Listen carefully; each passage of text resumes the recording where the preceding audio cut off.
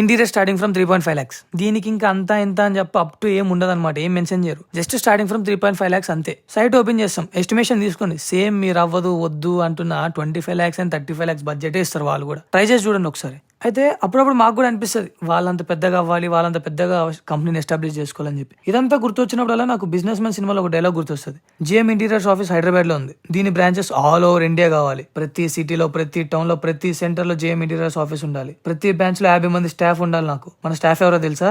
అక్కడ లోకల్ ఉండే కార్పెంటర్స్. వీళ్ళే ఎందుకు తెలుసా? పని తెలిసిన ప్రతి ఒక్కరు కూడా ఒక షెల్టర్ కింద ఉండాలి, అది జిఎం ఇంటీరియర్స్ అయి ఉండాలి అని చెప్పి ఒక చిన్న ఆశ అంతే. ఇదంతా ఒక సైడ్ పెడితే మన ఆడియన్స్ ఉన్నారు చూసారా, నేను స్టార్టింగ్ లో చెప్తా చూసారా, interior starting from 3.5 lakhs, 35 lakhs కి ఫ్లాట్ విత్ ఇంటీరియర్స్. ఇవి మాత్రమే వింటారు, కంప్లీట్ గా వినరు. ఏది కూడా కంప్లీట్ గా విని తర్వాత మీకు అర్థమైంది కామెంట్ చేయండి. అంతేగాని ఎట్లో ఒక ఫ్లోలో 35 lakhs ఫ్లాట్ అంటే I want 35 lakhs flat, I want 35 లేవు బ్రదర్. ఆ రేట్లో 35 lakhs ఫ్లాట్ ఏడు వస్తుంది అసలు.